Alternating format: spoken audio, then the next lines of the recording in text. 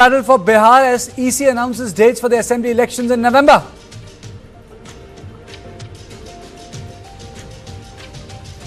The second on point is on Indian Navy's induction of the Androth watercraft to bolster anti-submarine defense.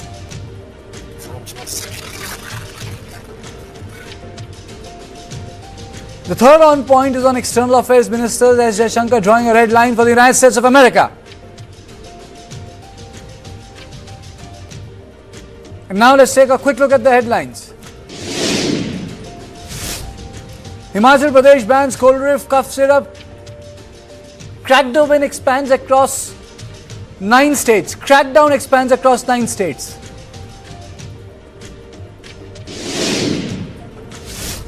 Amit Shah dials Darjeeling MP Raju Bisht assures full aid NDRF deployment to be scaled up after 25 people lose their lives.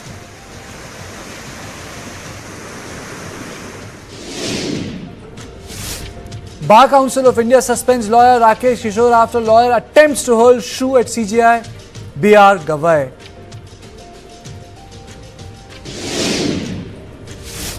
Kerala HC orders formation of SIT to probe Sabrimala gold theft. Controversy sparks uproar in Assembly.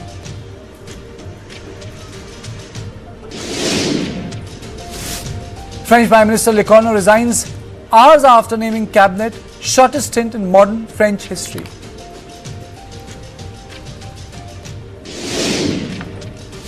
Bishnoi Gang 8 claims responsibility for shooting after Canada labels group a terror outfit.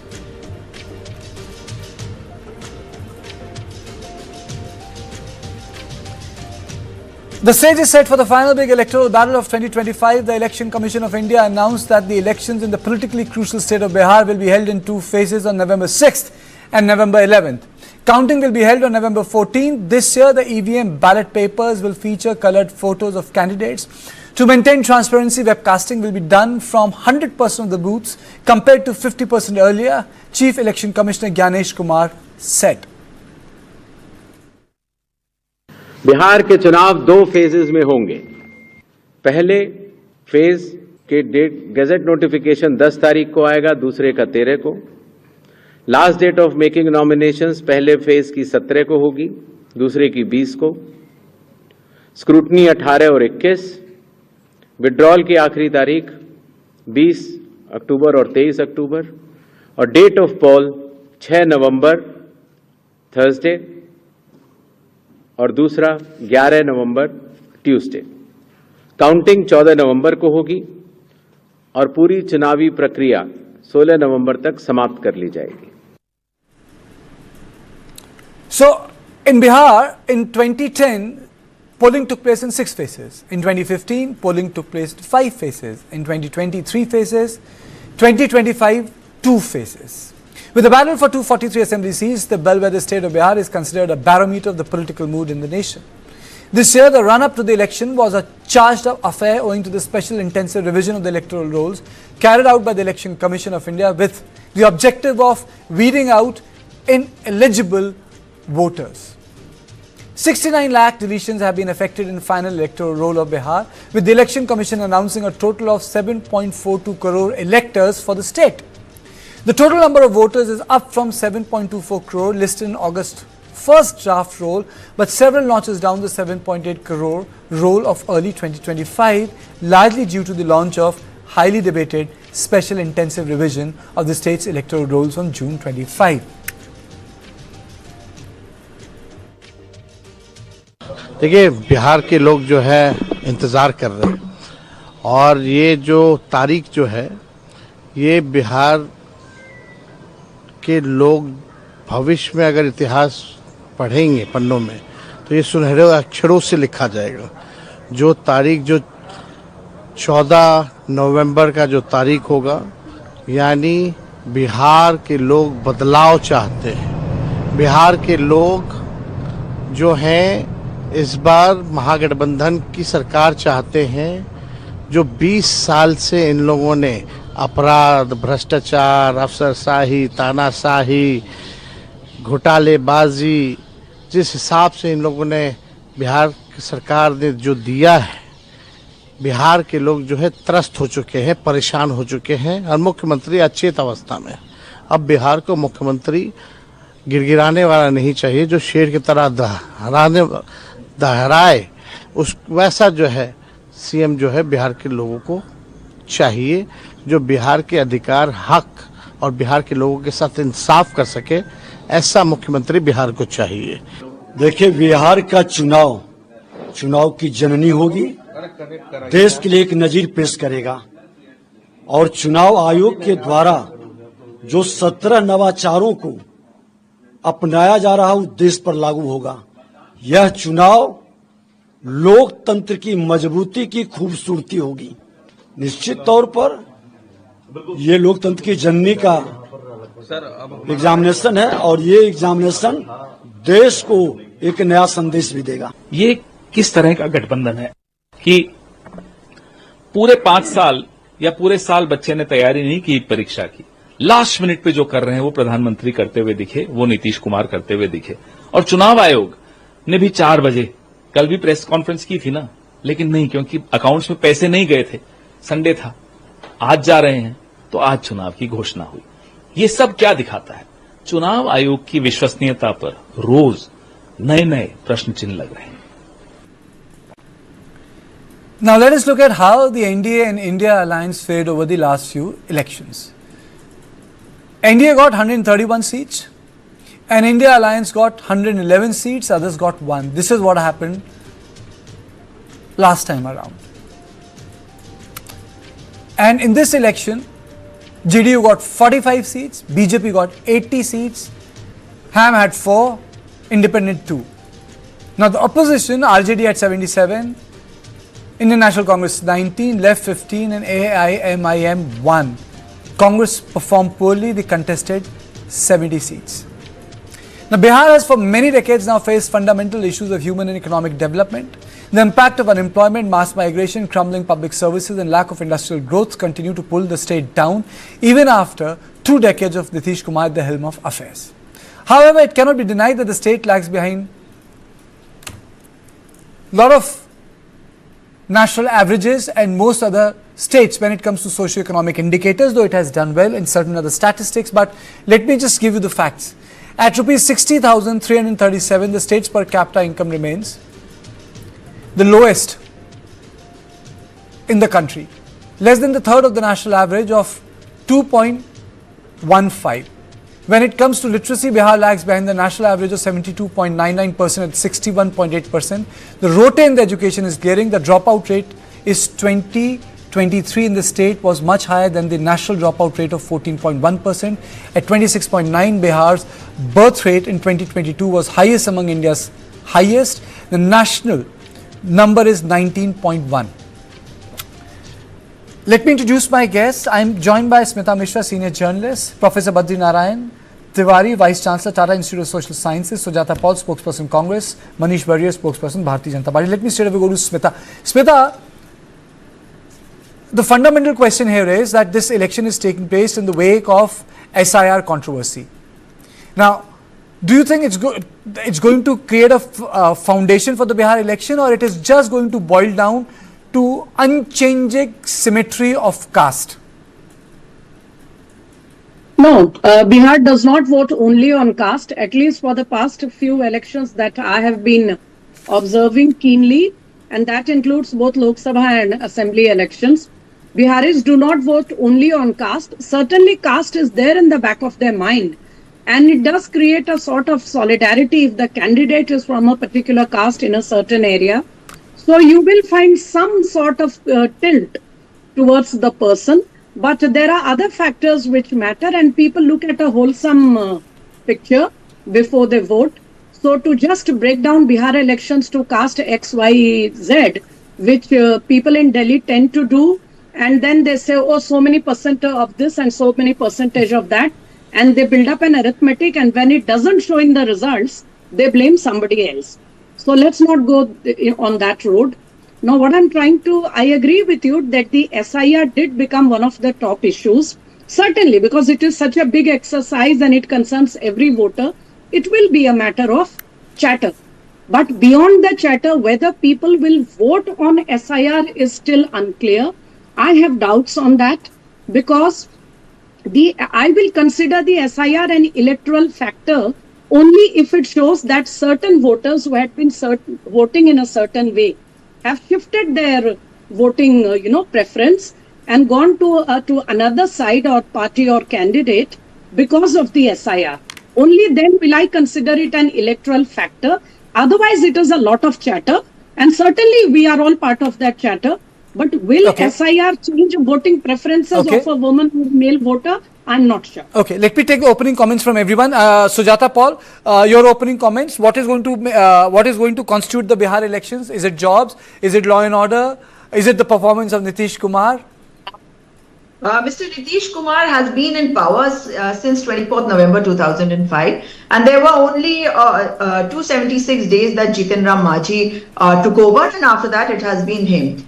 Now, as far as he is concerned, we have seen that he has swayed with the party which will help him stay in power. And if you remember, last time he said that this was going to be the last election. And in 2020, we were in the midst of the pandemic, and there were a lot of allegations and accusations on a number of collectors for the counting of the postal ballots at the end. And the voting, the difference in that is the margin was very, very little. And this time, with the SIR being undertaken in this massive manner, the Election Commission has not really been able to give the data of those people who these people have been calling infiltrators. So clearly, there will be questions in the mind of the people, and people have been put to a lot of tests because the 11 documents that they were expected to produce, one of those that they were expected to produce, was very, very difficult indeed for them. Now, what is important to understand is that giving women 10,000 rupees towards the end, that is just before the elections, will definitely seem as if this might make a difference. But like my previous panelists say, and I agree that the people of Bihar are very intelligent and they are questioning whether their children needed jobs and were they given those jobs, whether migration was a problem or not. Because if you actually look at the data, you will find that 2.9 crore people of Bihar live on an amount of less than 100 rupees per day. If you look at 38% of the households, they have no access to toilets, 70% of the population sleep hungry in the state, and there are a whole lot of things which plague the people of Bihar because of non-governance and ill governance. And last point, that the extremely backward classes have not been looked into carefully by this government, and therefore people want a better life for themselves and they're going to vote out the BJP-JDU combine. Okay, Manish, Bharatiya Janata Party and JDU combined came actually on the issue of governance and law and order. Do you think that governance is an issue today, or there are other issues which will be facing the electorate? Namaskar to you and my co-panelists and to all your viewers. In fact, as if you will speak to any Bihari, they will tell you that when this government came to the power, there was no governance. Everything was broken. There was no law and order. And there were none of the schools functioning, colleges functioning, police stations. Nothing was functioning in Bihar. And I don't want to repeat the same data which it is public data as to what was the GDP of Bihar at that time and what it is right now. So we are basically comparing a very broken state 20 years back, which was zero at that time. It took some time to bring Bihar on track. And personally, I feel that while there are challenges, but so are the challenges for even our entire country. And every country, every state is facing challenges of its own. So Bihar is also facing those challenges. But this, I would say that after independence has been a golden period for Bihar with the kind of governance which Mr. Nitish Kumar along with NDA has given. Now, ma'am was telling about some of the data in terms of, I feel that Congress has to come out of whining and blaming Election Commission, right? Until unless they come out of that, I don't think they would be of any, significance or any impact in the state. Right now, there is no impact anyway of Congress party, and Mr. Yadav, if you have seen, he is not talking about SIR, nothing, right? His after voter Adhikar Yatra, he's moving out and he's not mentioned even once of this vote chori and all that. Nothing of that sort. Okay. So Congress has to come out of this entire narrative of trying to understand the aspirations of people of Bihar. Whom are they supporting? They are supporting RJD, which right now also, there's nobody who can really talk about governance. You can see I Yadav, think how he was the point speaking. you are trying to make. I think this one point I'll take to Professor Badrinath Tiwari sir. If I may ask you, what part of Bihar has changed under Nitish Kumar sociologically, and what part of Bihar has changed under Lalu Prasad Yadav sociologically? If we have to make a distinction between two periods.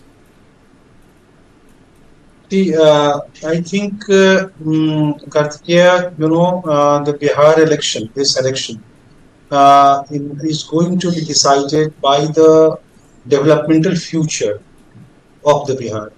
And developmental future is being represented by the Nitish Kumar image. And even you go in the villages, those who are going to vote either for or against Nitish Kumar, they will say, no, Vikas to hua. And the first, the infrastructural development like Bijli, Pani, Sadak, the kind of, they have done, they have progressed a lot. Second phase of development, which is mostly the human development, the education, the health, they are progressing towards that. So this election, in my view, I'm not going to compare Lalu Yadav and regime and the Nitish Kumar regime, but this election is going to be decided by the beneficiary politics also, because everyone is coming with the beneficiary proposals, either against the opposition or the party in the power. So beneficiary is going to be central. Nitish Kumar image, then the Modi trust value, and then the opposition's ways of mobilizations. They all together are going to determine the Bihar election this time. Okay. Smita, there is one more player. I didn't introduce him, but I think it's time I should introduce him to my panelists. And the name of that player is Prashant Kishore. Do you think that the Prashant Kishore is the third X factor in this elections? Do you think that he has the capacity to change the dynamics, or it is just Tom in a teacup? Look, I will still say that Prashant Kishore is the is the factor which remains unengaged, at least till now. Let us wait for the campaign to pick up. I can tell you for sure that Prashant Kishore has generated a lot of chatter among the people, particularly the age group which is below 30, or you can say up to 30, because for two reasons. Number one, this segment of the population of the voters. Smita, Bihar की जो दाल पक रही है उसमें तड़का लगा देंगे ये? बिहार में दाल में तड़का लगाने की परंपरा थोड़े दूसरे तरह की है. उत्तर भारत में जिस तरह से दाल में छौंक लगता है, बिहार में और तरह से लगता है.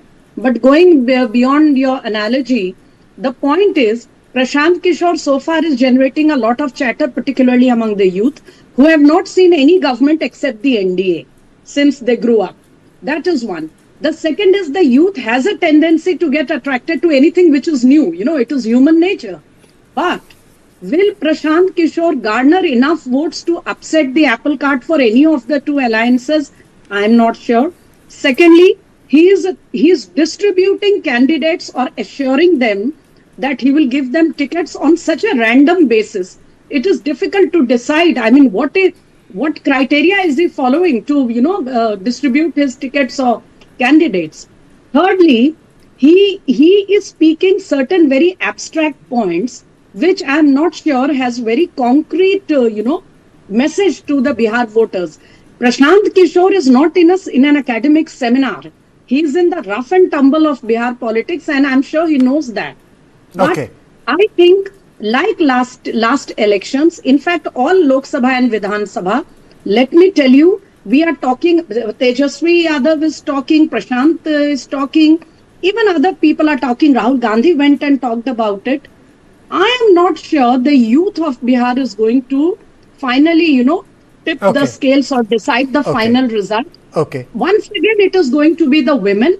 If it is youth, it is the women youth who are going to decide the elections. They have been the deciding factor. let us not forget, whether it goes towards Prashant or anybody else, Okay. the women of Bihar are going to decide the vote. Okay. The equations are such, and the situation, women in Bihar have never had it so good. Let me tell you, you do not have the time, and I don't want to go into all those data and details of how the transformational change that has come in life of rural women in Bihar. You come along with me and you will see how their life has changed. Let us not look at the Patna campuses and some of the cities. Bihar doesn't have as many big cities as some of the other states have. But whatever there is, you have to see the transformational change that has come in the life of the women who are associated with the Jivika, with other schemes, those who have got opportunities in government service, those who are in non-government jobs but doing well for themselves. So let's not go too far on the youth, point. Then I have two questions for both the spokespersons. My question first is Sujata Paul. Madam, last time you contested 70 seats. You got 19. Mr. Yadav is doing his own campaign. Your house is not in order and you did not perform well. And a lot of people blame Congress party for contesting 70 seats and pulling down the alliance. As far as the number of seats is concerned, like I said earlier also, that if the postal ballots this time are counted in the beginning, of course, there will be less of questions raised. And this is the procedure which should be followed. But, when you are talking about our performance, yes, definitely our performance was not up to the mark last time. But this time with Rahul Gandhiji's yatra, and the vote chori campaign, it has resonated with people. But, when we talk about Prashant Kishore also, I must mention one more thing, that Prashant Kishore Pandey has not mentioned anything about especially the backward classes. He has been brought in the same format. Why did you use the word Pandey, madam? He never writes Pandey. He only writes Prashant Kishore. Why did you choose to address him as Pandey? I'm just asking you. It makes me curious.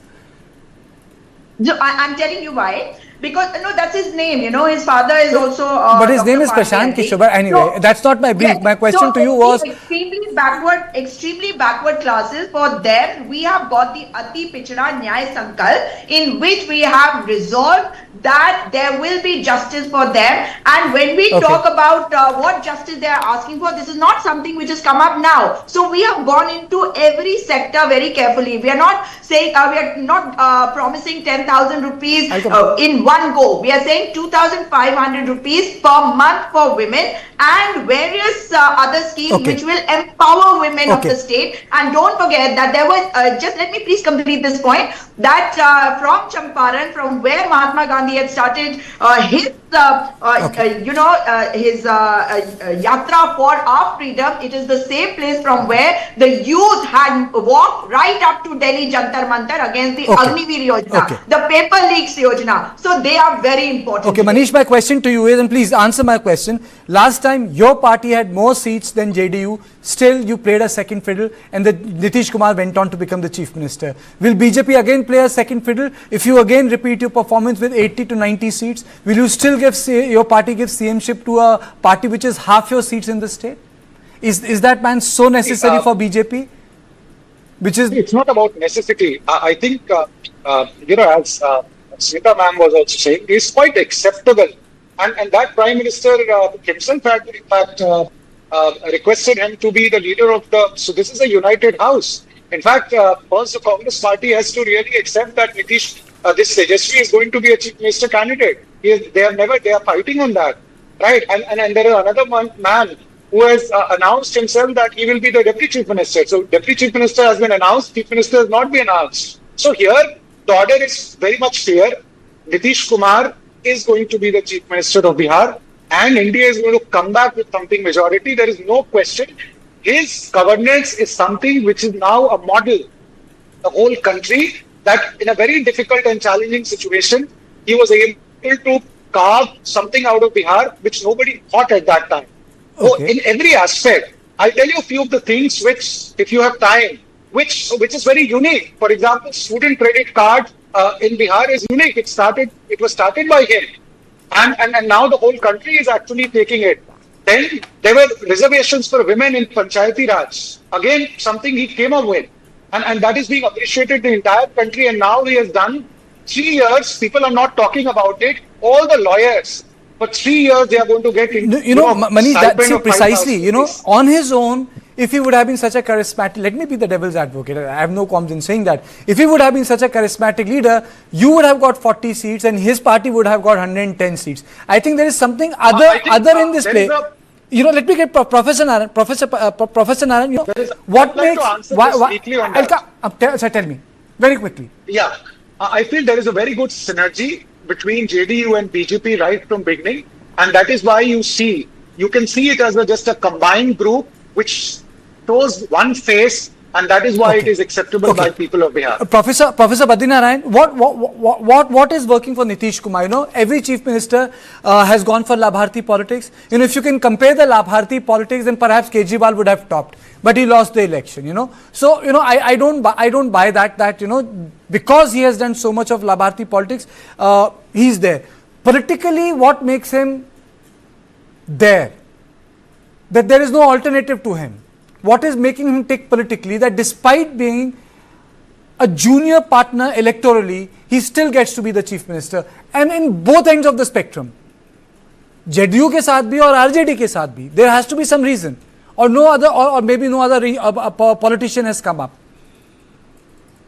See, Karthikeya, yeah, you are right that after a long time, few leaders evolve their symbolic power.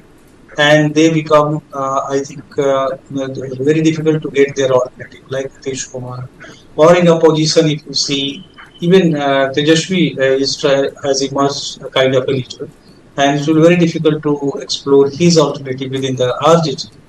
But BJP in this way has created another tradition. You must have seen in Haryana, in Rajasthan, in various states. They have just picked up very common people and brought in the front. So that can be happen. I don't know what will happen in Bihar in this way, but they have already cleared that Nitish Kumar is going to lead, and there is no alternative to Nitish Kumar. But BJP has a very different way to do politics. But here I am going to tell what you have refused, that beneficiary politics. Beneficiary works a lot, and beneficiary politics is not only to giving the things. Arvind Kejriwal, what is the difference between Arvind Kejriwal and BJP? Because BJP and the Nitish Kumar both, they follow their beneficiaries. They create a network of their beneficiaries. They always keep contact with them, and then those beneficiaries work for them. Not like Arvind Kejriwal, he couldn't pursue, he couldn't follow their beneficiaries. So beneficiaries are the base of democracy, because through them democracy depends. The benefits reach to the public. So it's not only politics, it's a kind of forming a community, beneficiary community. And in democracy, you must have seen this poor, this marginal terms are being replaced by the beneficiary. Beneficiary has emerged another term. So in my view, Bihar election, people say or not, accept or not, beneficiary proposal, the kind of the offers are coming, the schemes are being launched and proposed, are going to play a very important role. Thank you. Thank you all of you. I've really run short of time, or else Sujata and Manish, I would have really come to you. Thank you all of you for joining me. So this is all I had on point 1. Don't go away, because I have on point 2, and that is on Indian Navy's induction of its indigenous anti-submarine defense system, but after a short break.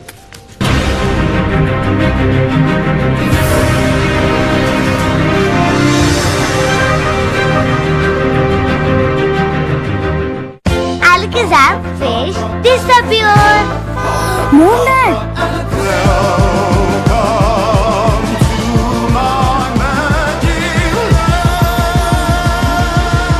Smooth, silent, seamless. Sliding systems from headache. Painting में पहली बार Birla opus assurance. 1 साल में paint को कुछ भी हुआ तो painting वापस करके देंगे। रजिस्टर करो birlaopus.com पर।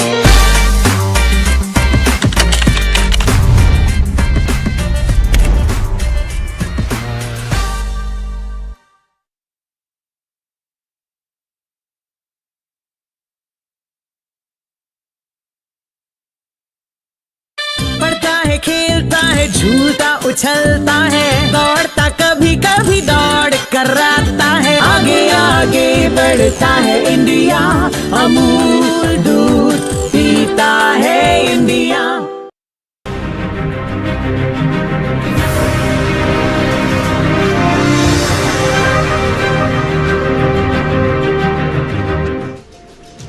The Indian Navy has commissioned Androth, the second anti-submarine warfare shallow watercraft, during a ceremonial event at the naval dockyard in Visakhapatnam.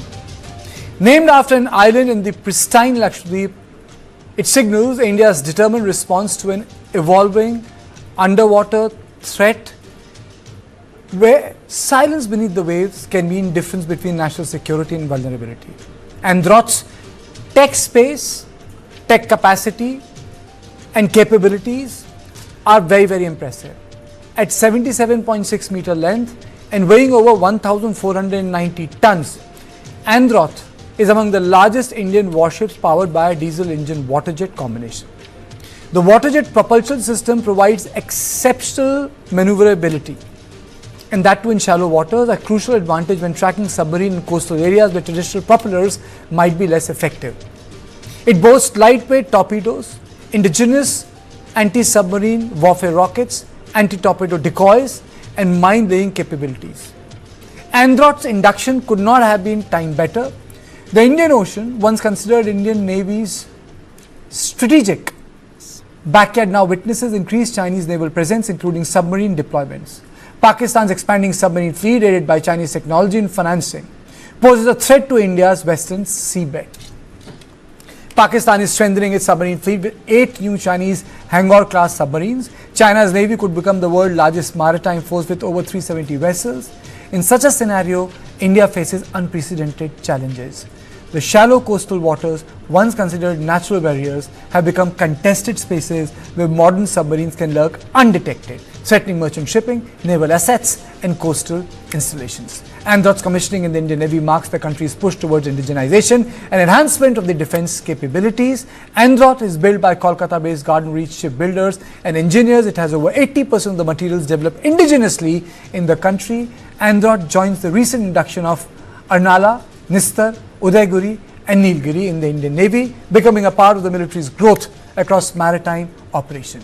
Recently, several state-of-the-art warships have joined Indian Navy, and this induction is part of the larger fleet and momentum towards building its maritime strength. Navy plans to induct 16 anti-submarine warfare vessels at a total cost of 13,000 crore.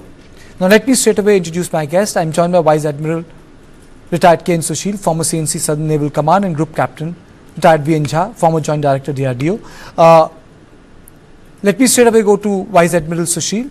Sir, can you please decode it for us as to why this technology is path-breaking and this particular vessel is need of an hour?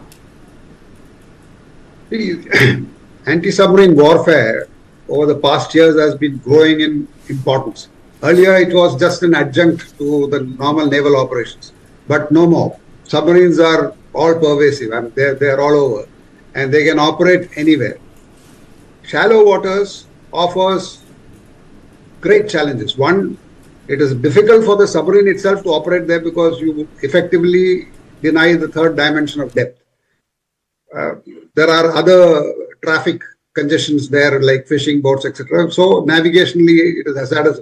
But yet shallow waters are an important point because that is the focal point where the own shipping are likely to converge, and therefore very, very vulnerable areas, and therefore it is mandatory for submarines to operate there. To detect a submarine in shallow waters becomes much more difficult for various reasons. Sonar theory goes on and on about various problems which you face in shallow waters. But what is interesting is that over the past so many years, India has developed its sonar capability to a very, very sophisticated level. And that is why this ship, brings that force into it. And our indigenous sonar is one of the greatest success stories we have.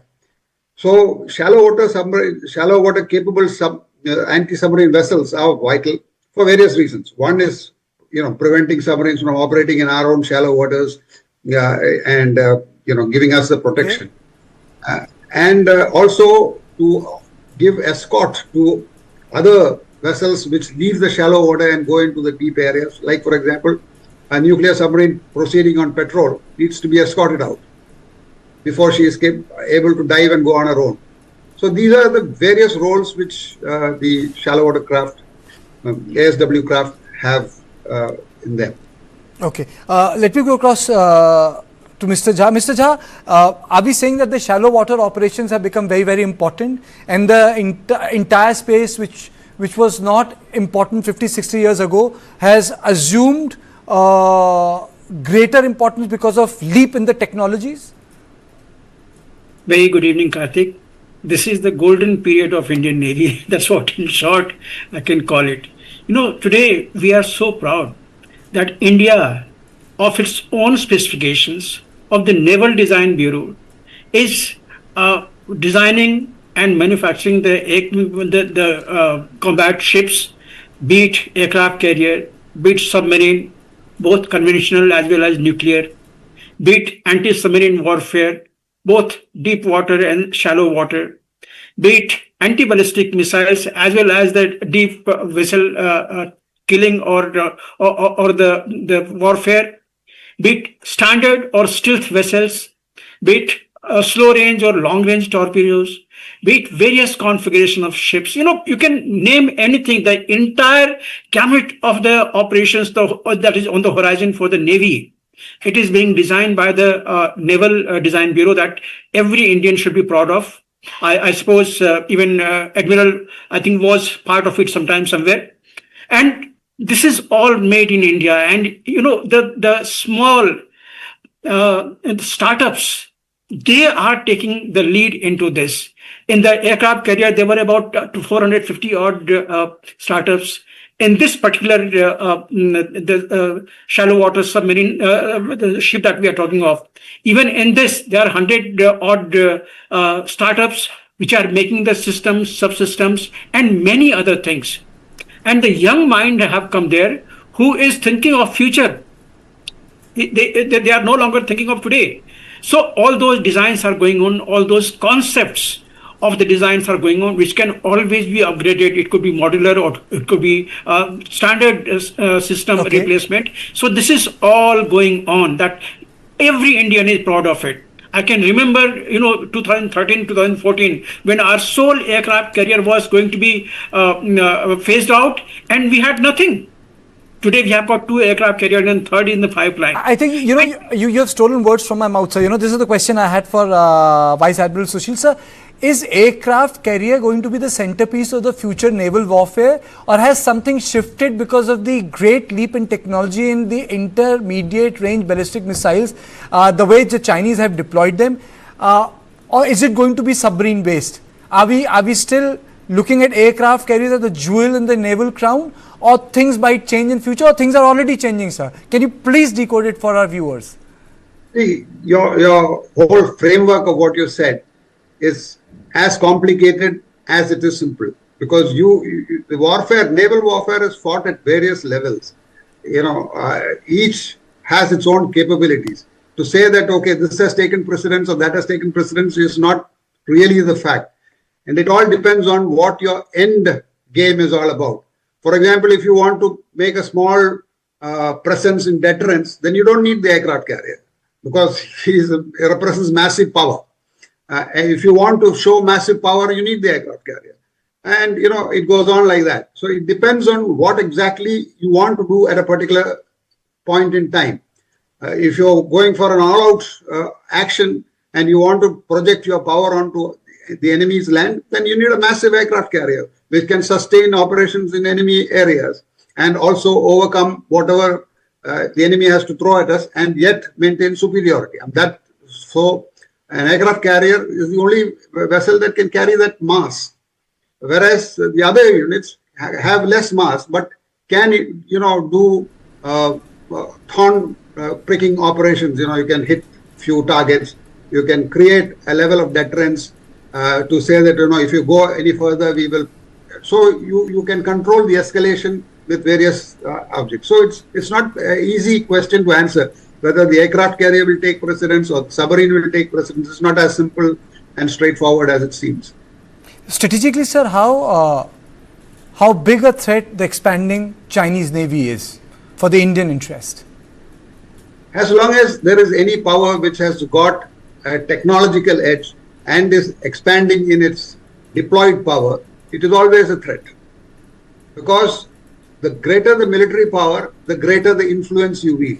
And we, if you look back in 1980s, 85, technologically we were at almost par with China in terms of various assets we had and various assets they had. But they have taken a leap and we have somehow lagged behind.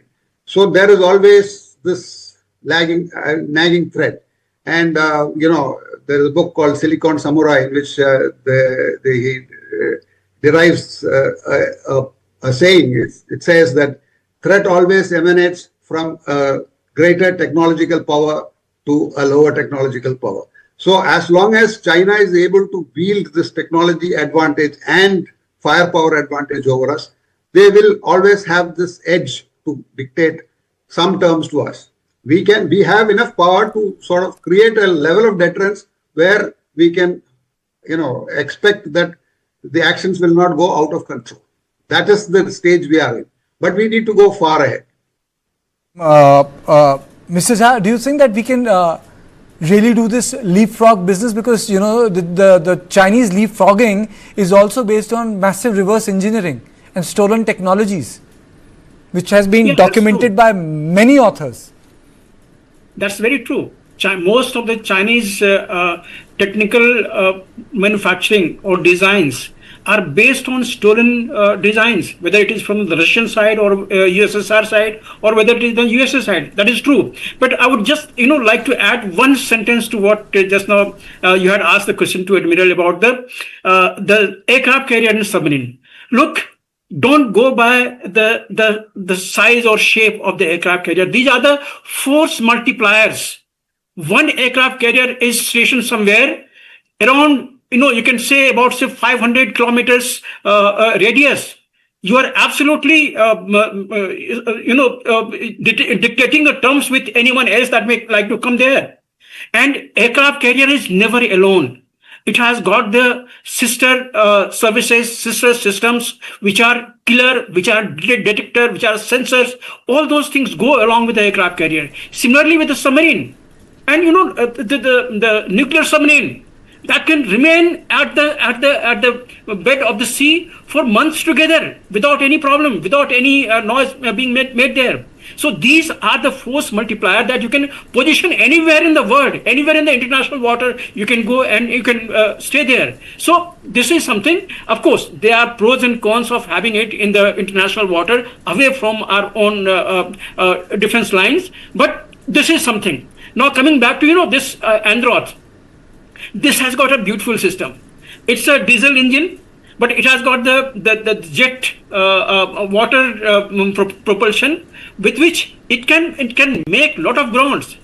It has got as Admiral was telling you, it has got the most advanced of the sonar, variable depth sonar it has got.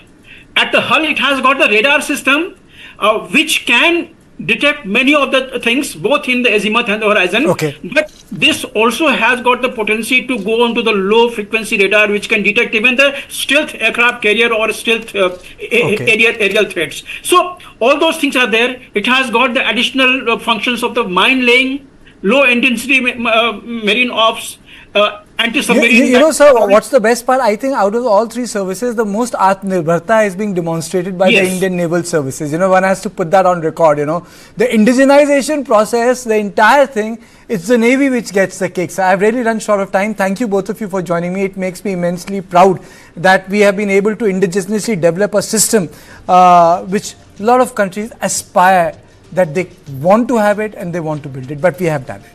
So this was on point 2. In on point 3, we will talk about External Affairs Minister Jaishankar drawing a red line for the United States of America. India has emphasized that any trade deal with the United States must respect its red lines. Amid tensions over Washington's imposition of additional tariffs on New Delhi, Jaishankar said during an event in New Delhi on Sunday that negotiations with US were ongoing and the aim was to reach a trade understanding that protects India's national interests. Jaishankar reiterated that a trade understanding with the US was essential. However, any agreement must safeguard India's core interests. Whatever happens, at the end of the day, there has got to be a trade understanding with the United States. There has to be one because it is the world's largest market, but also because it is, much of the world has reached those understandings. But it has to be an understanding where our bottom lines, our red lines are respected. In any agreement, there are things you can negotiate and there are things you can't. Jaishankar had drawn India's red line in the context of recent tensions over the tariffs imposed by US. Now let's look at the origin of the term red line, derived from the concept of a line in the sand.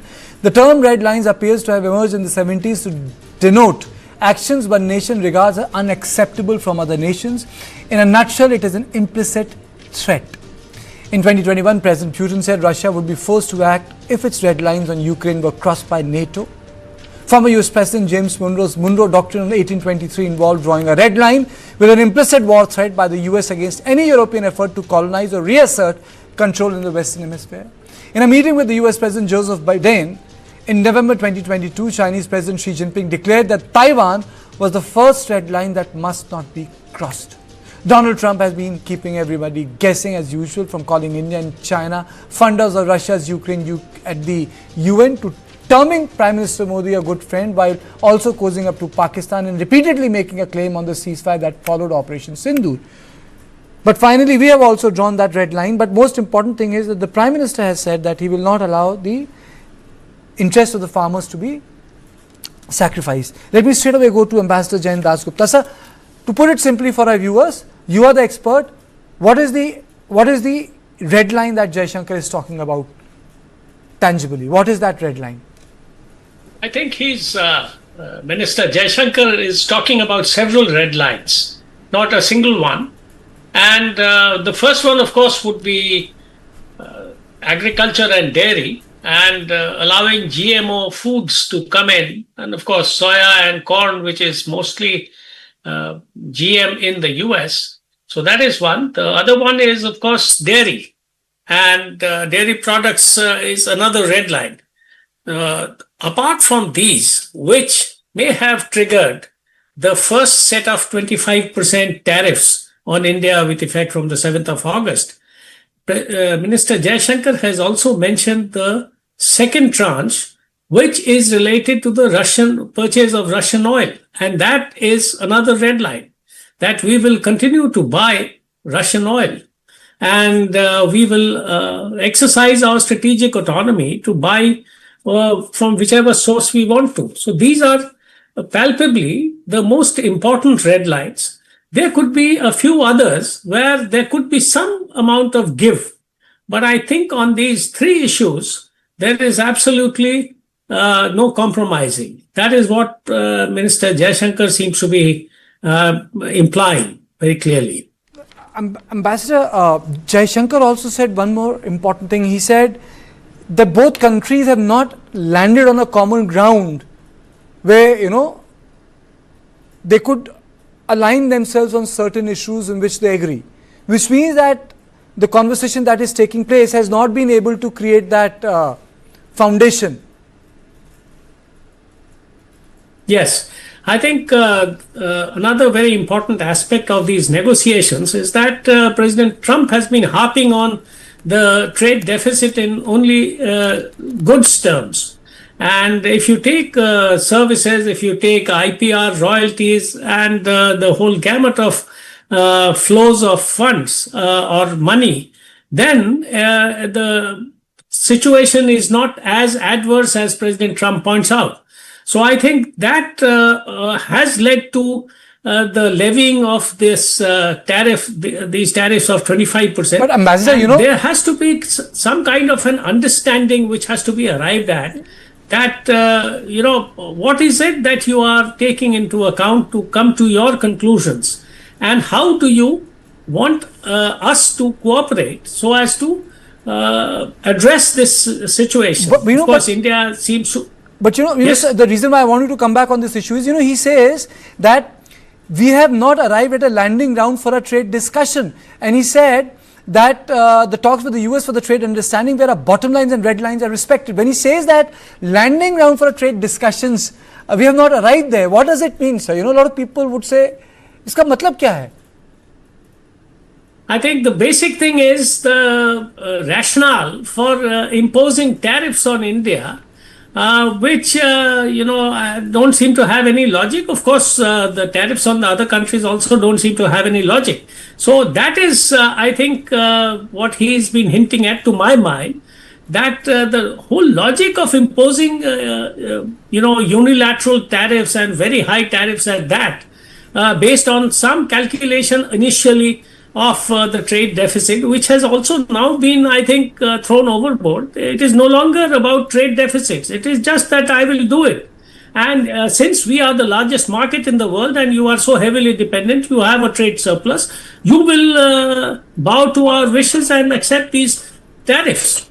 Or is it because of the fact that Americans never expected this, the sort of a line which Jaishankar has used? These are the things you can negotiate. There are things you can negotiate and there are things you cannot negotiate. And we are pretty clear about that, and that has been the conversation really which has been going on since March. I think the Americans never expected such a tough line from the Indians. I think the Americans, the present administration, miscalculated India's stand. And they thought that they could get away by pushing and pushing. And that is what I think their seasoned diplomats and people who have been studying the Indo-US relations for decades have told the Trump administration people that India can't be pushed around. And of course, President Putin has mentioned it very recently, that, you can't get away by doing this to India. And of course, he's also mentioned China. But India, even though it is not in the same league as China in terms of the size of the economy, in terms of its export potential and military capabilities at the moment, India has its own position and standing in the world, and it can't be pushed around. It is a proud nation with more than 5,000 years of civilizational history. So that is what I think has to go across, of course. But the basic thing is, what is the rationale of the Trump administration throwing the whole international trading system, which has been arrived at after 70 odd years of careful negotiations since the 1940s, late 1948 onwards, just throwing it overboard and then imposing tariffs on a whim. And that too differential tariffs. The former foreign secretary also wrote today in a newspaper that, Trump has no India policy. He's just pursuing his interest, and it should be a wake-up call. Yes, I think there are analyses which show that that President Trump had expected India to keel over much earlier, and also be counted. He could have wanted to count it as a victory. But not having got that, and of course India not endorsing his candidature for the Nobel Peace Prize, and also not acknowledging that he had any role to play in the ceasefire between India and Pakistan. I think all these things put together have led him to try to put additional pressure on India, and that is why I think he has gone out of his way to court the so-called Field Marshal of Pakistan and the Pakistani administration. And he is, of course, also trying to ensure that his,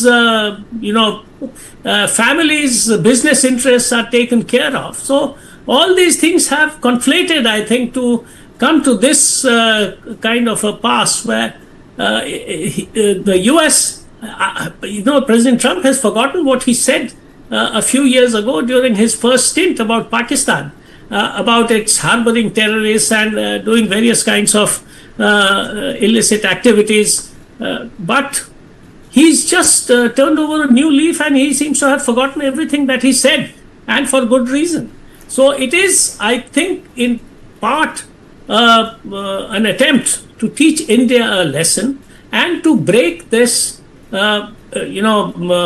developing relationship between India and China, and of course the very existing strong relationship between India and Russia. I personally feel, Ambassador, that this line, I don't think the Trump administration would have expected. There are certain things you can negotiate and there are certain things you cannot negotiate. And then the foreign minister puts it publicly, and that's the best part of the entire, his speech, which I like, You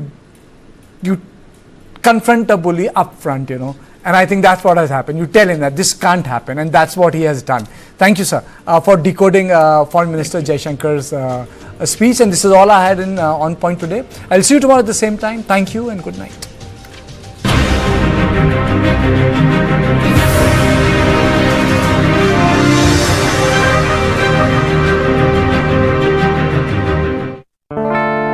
भाई on road या of road? Road trip पे किस bike की सवारी होगी, ये खूबसूरत चिंता आप करिए। टू व्हीलर लोन की चिंता हम संभाल लेंगे with spot approval and loan up to 95%। This is my temple, this is my mental peace sanctuary. The ultimate biking experience is incomplete without Servo 40 Extra from Indian Oil.